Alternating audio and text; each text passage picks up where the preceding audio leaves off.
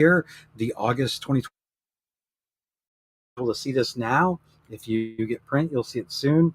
Um, I ended up on the cover. That doesn't typically happen. I don't typically put myself on the cover, but it was a really neat photo where we're showing off the new E-flite Ultra Stick as well as the old E-flite Ultra Stick, and it that's over 20 years old. The original is over 20 years old, and they brought out a new version, slightly larger. Full review in the issue if you're interested in that. Great airplane. I had the original for quite a long time. I got it as soon as it came out. I was working at the hobby shop time outside of my full-time job down in Florida.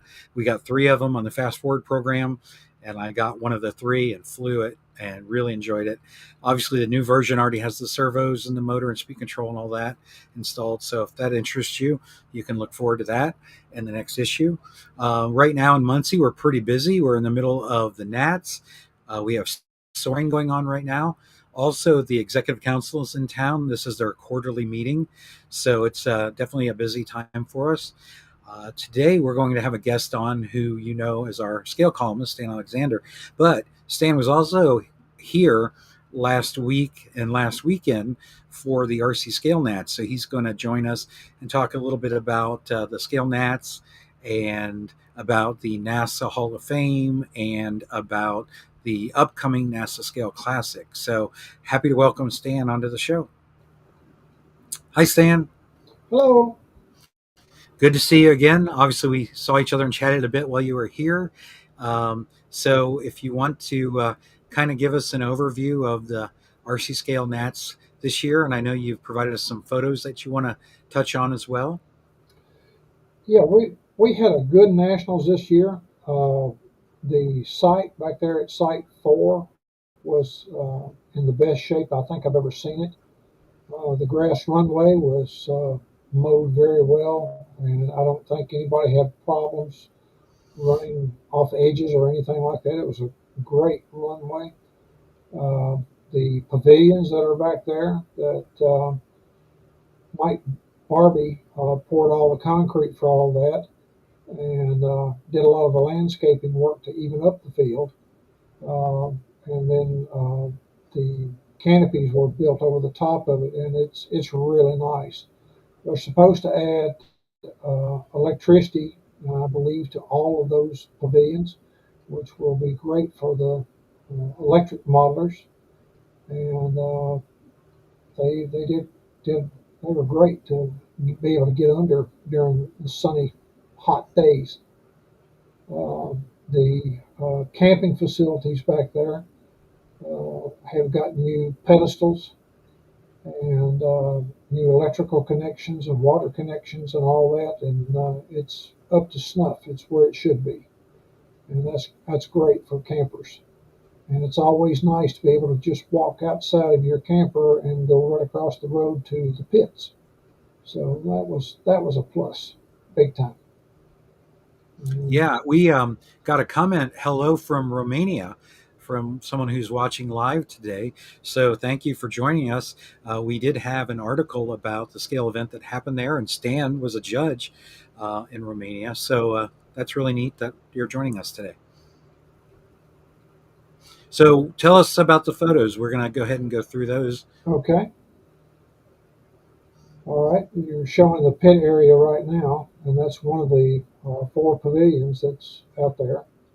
I believe there's four, and they line the road back there at Site 4, and it's a really nice area to assemble your airplane. You don't have to worry about losing screws in the grass or anything like that when you're getting everything put together.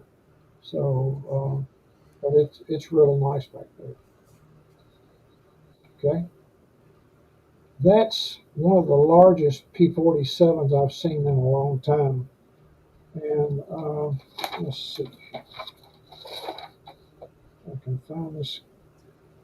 Caleb Spencer had this P-47. It has a wingspan of 2.85 meters, weighs 63 pounds, has a UMS 260 radial engine, Has retracts, flaps, bomb drop, sliding canopy, moving pilot, and lights. Pilot will actually wave to you. So, but it flew very well. It had to have with the weight. It had to have a waiver and be certified before it could fly in competition. But that's just one of the obstacles with big airplanes. So, but it was a beautifully finished airplane. That little deal. Let's see if I can find. Yes, that red and silver biplane is a Southern Martlet that was built by the Miles Aircraft Company. Peter Finn scratch built this airplane. He entered it in the FAI team selection and was selected on the F4C team. He also entered in the Nationals with that airplane and entered it in designer scale. So very well done electric power model, and he has plans to build a larger version. And this one had a wingspan of 75 inches, 16 pounds with a AXI 5420 motor and a Tranis uh, Fly Sky radio system. But that's a completely scratch built model. It was nice. Okay, this is one of 5 Stearmans that was at the competition. We had more Stearmans than I had ever seen anywhere at Top Gun, Scale Masters, or anywhere else in one competition. And Curtis, let's see, Curtis Schweitzer, I believe, flew this one, and he won his class. Uh, but they all were flying with UMS radial engines, and some of them were 1/3 scale Boss USA kits. This one was a World Models kit, Oh yeah. but very very good flying airplanes at that size, and that's why everybody likes the quarter scale, third scale models because they fly better. I was also surprised at the number of Stearmans. Being at the Nats for 17 years in a row, I had never seen that many. But it's a plane that I really like, and it's a plane that I've actually flown in. John Moore's PT-17 stock Stearman that he would do air shows in. He took me through the whole air show routine in St. Petersburg, Florida, at Albert Whitted Field. Inside loop, outside loop, 4-point roll. I mean, all of it, and I was in the front cockpit. He was in the back. When we did the 4-point roll, since it's not fuel injected, it was coughing and spitting fire as I was hanging in the straps. It was a really cool experience. So, and because of that, I took a ton of photos because I wanted to build one. And Richard Sang at Maxford asked me if I had any suggestions on a biplane he could create. So I talked to John and got permission, and I gave all my photos to Richard, and there is a Maxford Stearman of John Morris Stearman. And oddly enough, on the Maxford website, if you look at the pictures, there's a picture of John's full scale Stearman with someone sitting in the cockpit. It's me, not John. So, That's so as a thank you, Richard gave both of us one of his ARFs.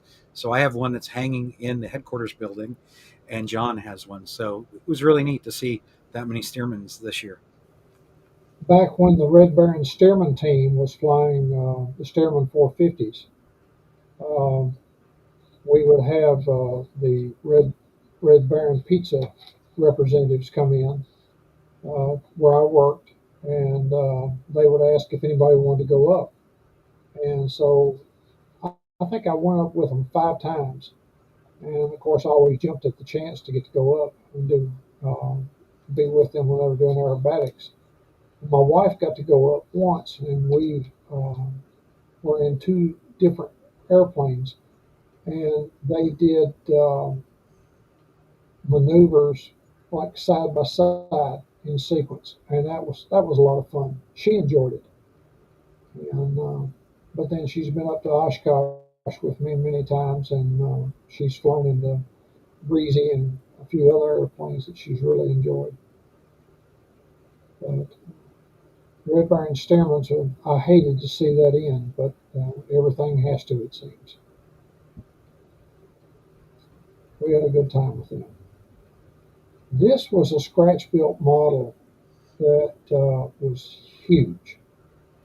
And let's see if I can find the information on that one right quick. While you're looking, our friend who writes for the magazine, Derek Micko, has joined us. He Okay. made a comment about the Thunderbolt. Um, Derek has done a lot of construction articles for us and how-to articles. He's working on a couple of other projects for us as we speak. So I'm glad to see that he was able to join us. Yeah. This is Tom Lowry's uh, Super Starduster. And the plane is covered with a Conocoat. Uh, it was finished with Polytone system paints. Has a 107-inch wingspan. Weight is 54.2 pounds. It has a DLE 170 for the engine. Of course, it's on gas, and he has a Spectrum radio system. And it was a very, very smooth flying biplane. And he finished first in designer scale with that. And that's one that some company could really enjoy kitting because they would make a lot of money selling that. But Starduster's a great flying model. Did a good job with it. That's Steve Eagle's 1/3 scale Boss USA L4, and taken a third scale Piper Cub kit and changed it into an L4, which many people do. And Steve flew that to 7th place in pro-am scale. And it's just a good all-around flying model. Anytime you can fly a Cub, you're going to learn something. The first thing you're going to learn is you've got to use the rudder. So, Steve was our team manager last year in Romania.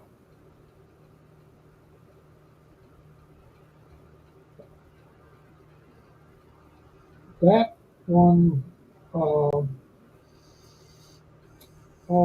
that's the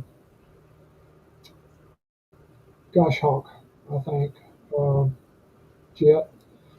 And that one won one of the Pro-Am classes this year. Gentleman with Horizon is on Team Horizon's group. And let's see,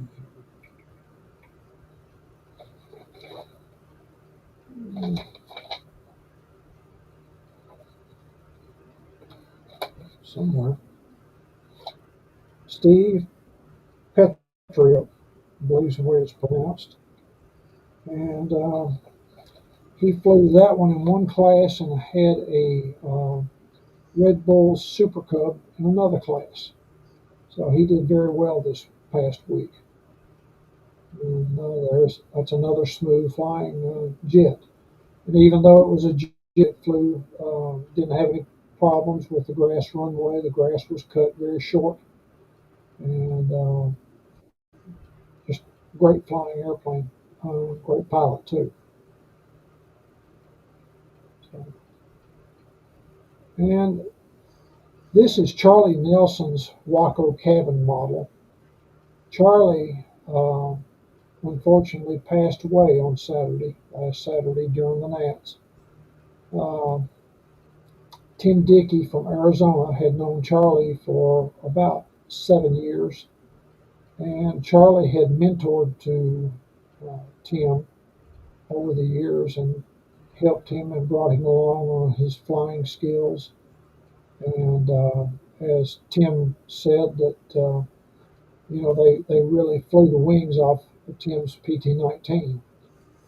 And Tim, past 3 years, has been building a Waco cabin model that exists and should be at Oshkosh this coming week.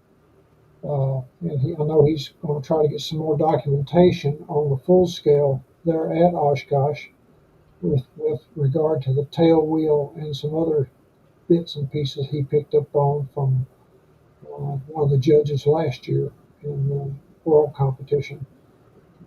And Tim Dickey went there with his Waco last year and finished eighth in F4C, which is the highest class in the FAI scale.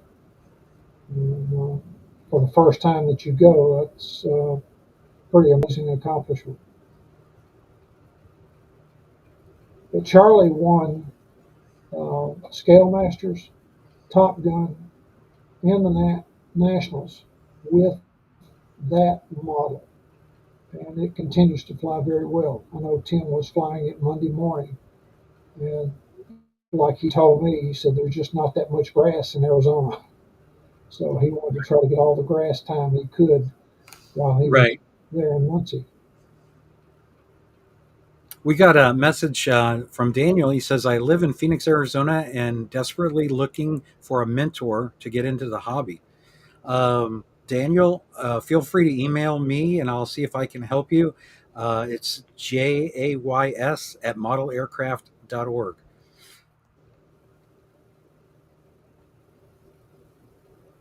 And there's several large clubs I'm assuming you're around Phoenix. So there's several large clubs in the Phoenix area. I know there's one in Mesa, and you should check in with them, and I'm sure they'll be glad to help you. Absolutely. Okay. This is the F4C and F4H scale team going to England next year. Um, the championship next year will be held at Bedminster, which is the BMFA, their AMA headquarters, and they also have a grass field there. I've already been told that they're going to bring in campers that some people can rent, and they'll have other spaces for camping and all the facilities and shower facilities and so on and so forth. They're at the site. And within an hour, hour and a half drive, there's four of the major aviation museums in England are also available to go to. And I'm sure there'll be a lot of the wives who want to go and take side trips, which is what we call them. I know my wife has done that several times in different places. And a lot of the wives get together and they'll go see things, and the modelers are like, "That's okay, we'll stay here." Huh. but but it's always interesting to see different countries and how they operate and live and what they eat and so on and so forth. But I know everybody's looking forward to next year.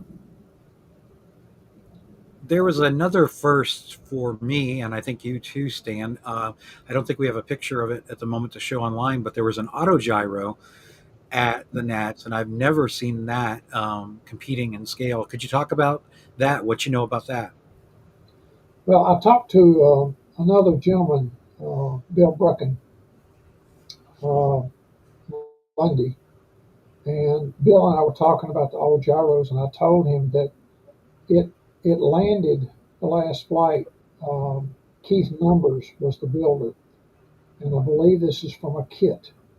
And on his last flight, it almost got down to the ground, and a gust of wind caught it and flipped it on its side, and it broke one of the gyro blades. But he said they cannot take any side wind at all, and that's what got him. But it's amazing how they can get off the ground and how fast and how they can climb. because not only do they have the gyro going up there, they've got the motor in the front. This particular model was electric powered, and it was a scale model of an auto gyro that existed in history. And I know Bill Brooken has also been a participant in rebuilding uh, full-scale gyros.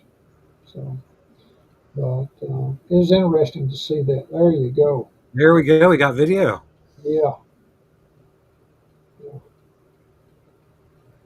But it was neat. Really enjoyed that. In fact, I've tried to look up the company that was listed as the kit manufacturer, and so far I've not found anything on it.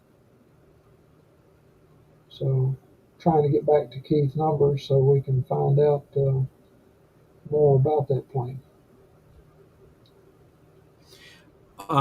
Tell us a little bit about the banquet and the NASA Hall of Fame. Well, we every year we have two committees, one on RC scale and one for control line scale, and we nominate and go through and look at modelers who we think should be in the NASA or AMA NASA Hall of Fame. This year on the RC side, we selected Charlie Nelson, and there was no bio sheet on the museum part of the website on Charlie. So I contacted him and told him that we needed some information on him. And he really got excited. He was tickled to death that he was going to be in the Hall of Fame. And he sent me some information, and we got as much together as we could. And we he had already paid for his Nats entries, his banquet tickets, his hotel reservations, and everything to come and fly with Tim Dickey. But a month before the Nationals, he got sick and passed away. Uh, the other gentleman, uh, if you've ever seen this book, it's by Henry Hafke, and Henry was the author of that book on Granville Brothers aircraft, the GBs. And he knew the family members, and Henry had over 30 aircraft designs that he had designed and built himself. Many of these were GB type aircraft, the Model D, E, Sportsters, the GB Model Y Senior, Super Sportster, and of course the R1 and R2 uh, Super Sportsters. And many of those plans are available from AMA's plan service, and they should have the magazine article with the plans. And most of Henry's designs were either fifth or fourth scale. And I know I've got plans for the Model Y Senior Sportster that I had blown up to 1/3 scale, which brings it up to about, I think it's 110 inches. And I just that's one of my dream airplanes. Putting a seven-cylinder radial engine up there, and that would be neat. But we added him to the Hall of Fame also because of all his creations. He was an author, competitor, and designer. He covered everything but manufacturing, as far as I know. And often referred to as Mr. GB. Often referred to as Mr. GB, yes, because of the He, book. I mean, it was fantastic. he passed away, I want to say a handful of years ago. It's been since I've been at AMA. Yeah, yeah. But we always try to pick someone who has gone already, and then we try to pick someone who's still with us. And this year we got really close, really close. But Charlie and Linda were great people. I knew Charlie very well. Uh, him and Jack ran the Scale Masters New England qualifier for over 20 years together. And they both mentored two people. And Jack Buckley will be on our scale team next year going to England. And I believe he's building a new model for that. He was telling me about it this past weekend. We'll see if he gets that together or whether he's going to be flying his Fairchild. So should be interesting. Well, while we're on the topic of NASA, you want to talk a little bit about the Scale Classic coming up in September? Yes, the Classic is going to be run this year by John Boyko. Mike Barbie had originally been down as a CD, but he's going to have a little procedure done, and he won't be able to be there. So John's going to take the reins and run it for that weekend. And the AMA scale classes that are listed on the NASA website will be run that weekend.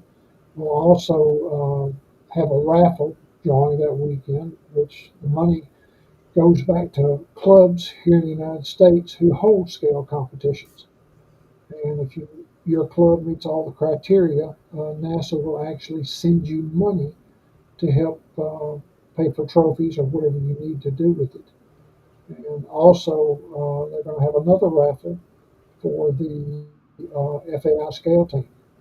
Last year, I think it cost approximately $65,000 to send the scale team over to Romania. And we're hoping it doesn't go over that for next year, but it's an awful expense. The NASA So, Scale Classic is September 12th through the 14th mhm. at the IAC, here in Vermont at AMA. Um, for those that haven't been to that, Stan, what can they expect? Can you give a little insight on what all happens there and how they might participate? It's a little more laid back than the Nationals, but anybody that's got an AMA license and you know how to fly, bring your scale model. And it doesn't have to be a scratch built model. You can bring a Carbon ZT-28 and fly that at the the Scale Classic. But it's a good way to get to meet guys who enjoy the same thing that you do or you want to do, and check out what the experts are doing, how they do it, and learn from them. And it's just a good time. And I'm sure there'll be some kind of a banquet on Saturday night. The location of that yet, but it should be a great time for everybody involved. Looking forward to it. Yeah, it's always a fun event. Yeah, always. And it moves around the country. It's not always in one place. And they do that to try to include other people that might not get to go otherwise. Right. Having another scale classic uh, in Arizona, Tim Dickey is running that one up and will be the first part of October. So there will actually be two this year. And I believe that one's also on the NASA website. You can look and see the flying field and all the pertinent information that you need to go if you live out west. So, good thing to check out. They run some good contests out there. Um, Obviously, as I mentioned, and I think most people know you as our scale columnist, how are things going in the magazine with your column? Anything exciting to look forward to in upcoming issues? Or maybe you want to touch on what you wrote about for the October issue that's not in your column, but it's a feature. Well, I wanted to write something about an airplane for beginners who are okay. Let's say you've been flying foam airplanes for a while now and you're bored with that. You want to learn more about building. You want to learn more about your airplane. And there's a kit company that has kits for beginners. And it's Old School Model Works. And I put together a 56, and it's a gentle flying shoulder wing airplane, similar, I would say, to a Sig Cavalier. Uh, but this one, I believe it came out before Cavalier did with a Goldberg type model. And Old School Model Works has taken and re-engineered it, upgraded it, and it's a relatively easy model to build. It comes a full kit, full wingspan plans, and a booklet with checkoff boxes in the booklet, step-by-step instructions on how to build it. And being old school models, the wings held on with rubber bands. And this particular one has an electric motor in the front, ESC. I've also included a little device on the side that will stop the motor.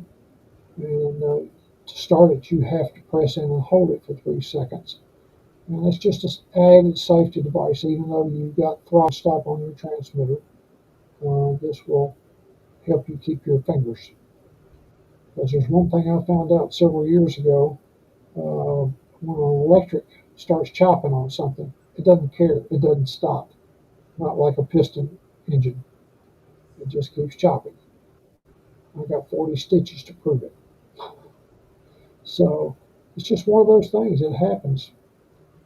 But but the 56, I put a fairly simple color scheme on it. It's transparent red and white. Put a couple of gold stripes on it. Nothing fancy or anything. It's got Dubro chrome wheels on it. I really like those. And I used a lot of Dubro hardware on the inside of it. But we used their wheels and everything. So it came out real good. I'm looking forward to getting it in the air hopefully tomorrow. Well, as I said, that'll appear in our October issue, which is our build issue. I created the build issue to be the October issue 15 and a half years ago, after I'd been in AMA a year and a half and took over as editor, to showcase building and offer plans. And of course, all the plans that we put in the magazine are free to download. We can't mail them to you for free, but you can order them from the plan service if you like. Also, worked out to have a planned sale every year for 45 days during the October issue. So if you're thinking about getting some plans, always keep in mind that there's a discount going on from September 15th through October 31st. And so that's a great time to do that. Sometimes people ask why we don't put full size plans in the magazine. The reason being is because of the large distribution of our magazine. It would cost us between $8,000 to $10,000 to put a full size plan in the magazine. And since there's Control Line and Free Flight and RC, and then you have all the interest within that, I just can't justify spending upwards of $10,000 that may not be an interest to a lot of the readers. So that's why we offer them digitally. So you can print them for tiled on your own printer. You can take them and have them printed somewhere. You can order them from the plan service. So I always look forward to the build issue, and we get new builders or bring people back to building or talk about neat projects. So really appreciate you putting that article together for that issue. I know you look forward to that issue every year, Stan. Always. It's one of my favorites. Um, yeah, and you get into October and you start talking about building season, and when the opportunity to go flying, there's not as many times, whether it's snow or rain or just rotten weather. And but it's a good time to start uh, getting everything together for your next uh, scale project. And I have a very old kit. It's not a typical kit. It's not in production anymore. Uh, but I've got a Burt Baker BT-13 vibrator kit, and that plane has a 100-inch wingspan. It'll have a 45 cc gas engine in it, and I've got the color scheme picked out, and I'm looking forward to get started on that one. I'm finishing up a Boss USA Eindecker as soon as I redesign the tail skid section because the balsa that's back there is just not going to hold up, and I'm going to fix that. So, but that's just one of the many things you change a lot of things when you're building kits or whatever. And I'm looking forward to getting that one at a scale fly-in. You might see it at a scale fly-in by October. So looking forward to that. But then start looking forward to next year and contests that are coming up. I know Mike Barbie holds a contest down at Cape Coral in Florida in January or early February. I can't remember which, but there again, those dates are on the NASA scale website, and you can check those out. And it's updated every few weeks, and see what's coming up in your area. So, and I believe Absolutely. that's the list of contests over here on the right side of the page, the website. And, but it's got some good, useful information in there.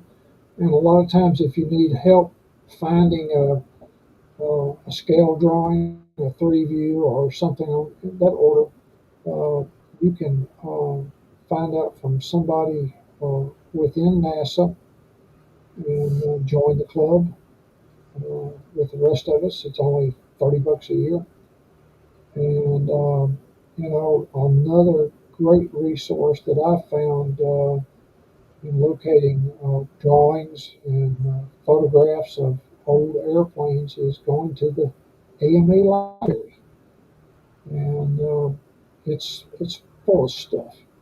Great books on many different kinds of airplanes, and I highly recommend if you ever get up to AMA, stop in the library sometime and just make a list of airplanes that you're looking for information on, and then check out the library because they have a copy machine there. You can copy pages or whatever you need, and it's just a great resource. Just another great resource at AMA. Absolutely. That's in the, if you go in the museum, it's in the back. The library's in the back. I know we just got a bunch more books donated to us by Ralph Warner of Ram Products. He's just, if you don't know, he's just closed this and retired after many, many, many years in Chicago. And so he came down a few weeks ago and donated, I think, at least a couple hundred books to our library. So we've got a bunch of new books, and we always have new stuff going on display in the library, or excuse me, in the museum. We have a helicopter that was in a 1978 movie that got crated up after the movie and went into storage until they donated it to us. I was trying to remember the name of the movie, but basically, there's a chase scene with two helicopters chasing a biplane, and this is one of the models that they use for some of the shots. So that's pretty neat. You can see it; it's hanging up in the museum now. It went on display just recently. So it's always worth checking out the museum, even if you've been there before. We also have a model that was built around 1910, I believe. It's the oldest model in the museum. It was used to teach people um, about flying, not RC, but full scale. It actually has a cord that goes into a lamp, and that's how it was powered. Like it screws in like a light bulb into a lamp and powers it. And we've got pictures of the instructor with the airplane back in like 1910, 1914. It's a Blériot type airplane. And so you can see that. That's newly on display, and the helicopter. So I would agree, Stan. Even if you've been there before, come take a look at the museum, take a look at the library, because there's always neat, interesting things to see there.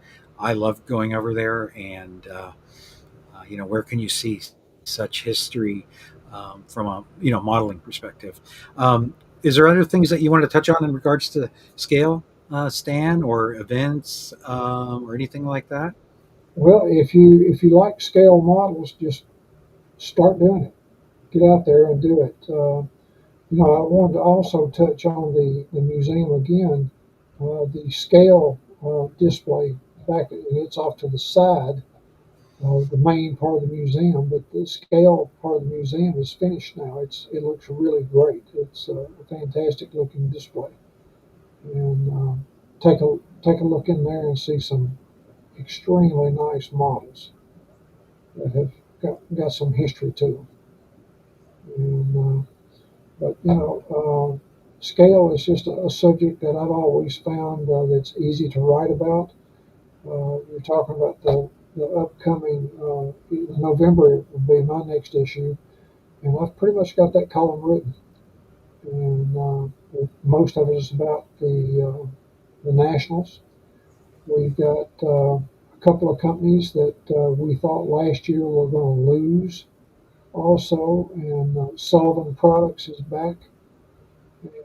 And I know Jerry with Sullivan had the 5-inch wheels at the Nationals with the aluminum hubs and the plastic hubs. And they have those up to, I think, 7 inches now. And for a scale modeler, that's really a great asset because you can't build a large model without the tires and wheels. You got to have that stuff. And the other one was Robart, and I know that company is still working on getting everything reorganized and working it, but it's still coming back, which is great. I'm looking forward to that. But that's about all I've got right now. Well, obviously, you have the scale column in the magazine, as I mentioned earlier, every other month. So we always look forward to that. See what you're working on, or how tos, or so anything exciting people should look forward to. You kind of briefly touched on it, but anything exciting people should look forward to in your column in the near future? Well, I'll go into more detail about some of the models that we've seen at the Scale Nationals, and I'll try to take one or two airplanes that I thought were significant at the Nationals and bring those out and give those a little more coverage, hopefully to give some people some inspiration to build their own model and fly at the Nationals. And, you've always got static judging. You can if you don't feel comfortable with that, you can always enter pro am, and there's only like 10 points in static, and that's it. And if you've got a picture of your airplane or whatever, full size airplane, just bring that or whatever you've got, and more than likely you get your 10 points and get to fly. So, but it's always a good place to go and learn from others, and that's what I've always tried to do. And I usually end up working in the background as one of the judges or something like that, but always have a good time, always good people. That's the thing about scale modelers, and I think modelers in general, is that it's good people, good times. Well, I certainly appreciate all you do with the magazine and NASA. So, and I appreciate you coming on today to talk about the Nats and the NASA Scale Classic, and upcoming articles in the magazine. So if you have any questions for Stan, his email is in every issue that he writes in. So definitely use our columnists and our feature writers and staff as a resource. We're definitely there to help you however we can. Um, we are always interested, or I'm always interested, and I think staff at AMA is always interested, as well as columnists. If there's things you want to see or learn more about, let us know, and we'd be happy to try to touch on that. Obviously, the magazine touches on so many different special interest groups that it isn't possible to have a lot of content necessarily on certain things every issue, but we try to make sure that with the columns and features. But definitely, if there's content you want to see or questions, feedback, anything, please reach out to me. Let me know, because it's your magazine. It's the magazine of our readers and our members. So we're really excited about having the 50th anniversary issue that everyone should have seen by now. 50 years of the magazine in its current format, and looking forward to continuing on. I mean, we did have a magazine back in 1936, but in its current format, it's been this way for 50 years. So, and also, the next show is actually a little bit earlier in the month next year, because the first of the month, or next year, sorry, next month, August. The first day of August is a Friday, so it's the 15th. Our next show, Model Aviation Live, will be August 15th, and we'll look forward to talking to everybody again and having another guest on. I really enjoy doing the show. It's been over 2 years, I think, that I've done now, and I like learning things and talking to people and interviewing people. So I'm glad people find it as a resource. So thanks again, Stan, and we'll see you. What? Yeah, I got one other little comment I'd like to make. Yeah, Uh, if you fly RC scale and you got an airplane you got good pictures of, send those pictures to me or send me an email and we'll get your model in the magazine. We can do that. And if you have another interest, whatever it may be, whether it's soaring or free flight or whatever, if you've got pictures of your models, send them to the columnist of that discipline, and I'm sure they'll try to get your pictures in also. It's just a good way to interact, and we all learn from each other. So go for it. absolutely. Yeah, I mean, Focal Point, we have quite a backlog of people sharing photos of their projects, and but they can also be, like you said, Stan. They can be shared in columns. So, yeah, be sure to send Stan your photos, and I'm sure he'll get them in. Well, I look forward to having another show, as I said, on the 15th of August. And thank you, Stan, for being on the show today. And we'll see everyone again next month. Okay.